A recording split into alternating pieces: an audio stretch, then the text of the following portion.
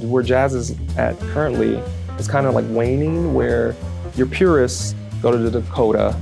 They used to go to an artist quarter in St. Paul, but the youth and the interest in jazz is still there. And I think we're just kind of missing that, like that splash or something special where it's like, hey, I can really get into jazz and enjoy jazz in this way that's different.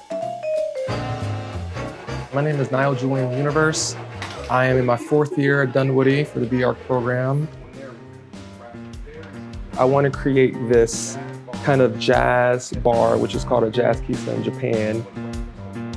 And what a Jazz Kissa is this listening bar essentially of, you go to this cafe, you sit down, and you're there for the experience of listening to jazz.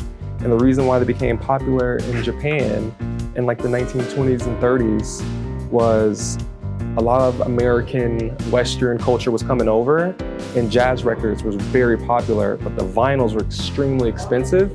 So they created these cafes where they will have those vinyls and people will go to the Kissas to essentially listen to these albums. And I wanted to kind of bring that to the Twin Cities that kind of captures like the rich jazz history here, and to sort of create a space or a pocket of going to a venue or cafe and the object is just the music experience. You know, it's not in the background, it's the foreground. You're here for the experience. Right? So I'm gonna add... What I'm currently working on is this fabrication studio. The scope and overall subject of fabrication is to create a temporary structure, something that you can move, something that can be assembled and manufactured. I was initially wanting to play with this expanding effect.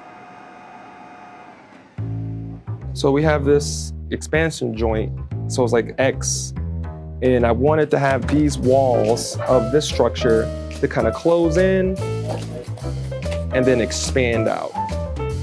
And how it evolved into a yurt is because one of my sites is Thomas Lowry Park. This park has 7 pools.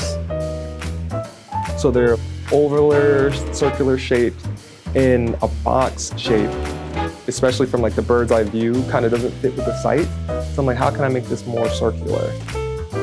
And it can like groove and move.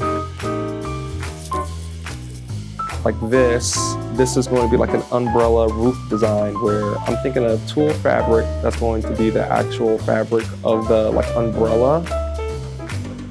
You're kind of getting your own unique experience that's catered to the site, and it's in line with like the philosophy of jazz, which is improv. Every project has like a limited scope, a limited timeline, but the current framing of our studio, I'm like achieving exactly what I wanted to do.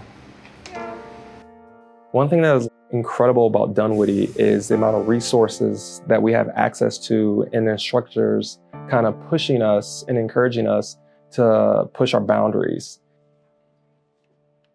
And when I transferred here, I'm jumping in Illustrator, Photoshop right away. I'm doing things in Rhino. I'm being exposed to these applications and way of design that I haven't seen before in like model making. And like there was no ceiling. It's like, hey, if you're good with your illustrations, make sure you incorporate that in all your projects and we won't tell you no. So it's kind of inspired me to push my skills a little bit more. And you're around so many creative people here where their approaches and design is different.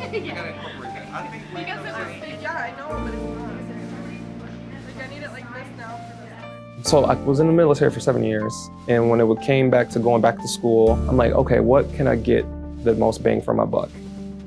So Dunwoody is a working degree, so after you get it, you can take your licensing exams.